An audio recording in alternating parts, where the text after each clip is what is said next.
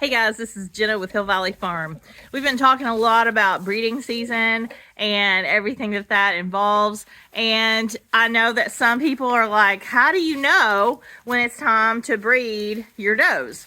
So I wanted to talk a little bit about that today and what signs we look for and what it kind of looks like. So let's get started. So what does it look like when your doe is in heat? I was out here yesterday. I was really trying to show an example, but this is actually a better example. We have Faylene and Sheila who have short cycled. And so notice how Sheila is hanging out at the fence. On the other side of that fence are the bucks. Hello. And she has been talking to them, as you can maybe hear. Every now and then she'll flag her little tail. There'll be a lot of urinating at the fence line, and that is a sure sign that she is in heat. Now, whether she's in standing heat or not, I don't know until I get a buck with her to see if she will stand for that buck. Because if they're in standing heat, that is the moment in which they can actually get bred and it be successful. If they're not in standing heat, like if you caught it too early, it's not going to work. Or if you caught it too late, they can show signs a whole day ahead, like that right there, that whole flagging her tail like Faylene is doing. Yeah, and I'm not happy about that because I bred her last week and she's supposed to be due May 3rd. And I do not understand why our lake girls are short cycling, but here we are.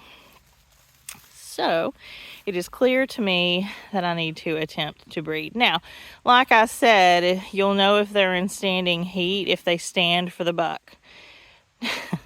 Just like with everything else in life, there's always an exception to the rule. Okay, so Sheila will stand perfectly fine.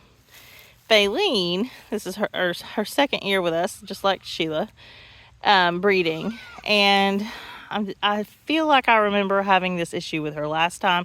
She does not like to stand for a buck, ever. Doesn't matter when, in her heat cycle, she doesn't care. She doesn't like it. She doesn't like the buck. So last week when I bred her, she stood one time. It wasn't really too willful, but she did. And sadly, the rest of the times, because I like at least 3 coverages, I had to hold her. And I don't like doing that. That's not something that I really enjoy doing. But if you've ever bred a first timer, it's a lot of times what you do. Now, another thing that they'll do, a quiet goat might be very, very vocal. And see, she's urinating. They'll be very, very vocal. Like over there, I think I have a junior in heat because she keeps squalling. And Faylene is a quiet goat, but she'll kind of get loud, but she's not been super loud. Now, Sheila has been known to get loud. But now see how she's acting towards the little guy? She doesn't like him. And it is funny, goats have their own personalities, and they like certain things, and they like certain boys. So they might not like the buck that I picked for them to breed them, but oh well. Because we do hand pick our bucks. And there's a lot that goes into that as to why and who and when and all that. But a lot of that has to do with the who has to do with the LA scores. That's why I really like linear appraisal. It's just a really great performance tool to see what you have, what you need to improve on, and figure out who can help you get those improvements. And so this is actually the biggest reason why we brought X into the herd, is because of his history with LA. Throughout his entire line, they have excellent shoulders. And if you've ever looked at much at shoulders in the Nigerian breed, you just don't see a whole lot of ease under shoulders. So I didn't want to bring another one in here without those ease, because I need them. I need some excellent shoulders, and that will help us with our front ends. And we've been doing good on front ends. Like a lot, we have a lot of improvement on there, but this is just further improving because, you know, you're always trying to get better. So anyways, that being said, now Sky is not looking like she's in heat today. She just came out here to say hello to me. Yeah, she's not here for the boys. She's here for me. So, aren't you, Sky? But we're gonna attempt to get these girls bred and hope that they settle this time, because it's so frustrating. You make a plan and it doesn't go according to plan. So these girls would be due May 8th if they are bred today. Supposed to be May 3rd. Not ideal, but we just deal with it. Figure out what we gotta do. So I hope that helps you understand what we are looking for when it comes to breeding the does and picking, and you know, there's so many things that go into how we pick a buck for a doe. One of the most important things is LA, linear appraisal, how we did, and what we're looking for to improve. And so that's the whole point. I love Dicey, but I hope that she can produce better than herself, because I'm every single year trying to get better and better.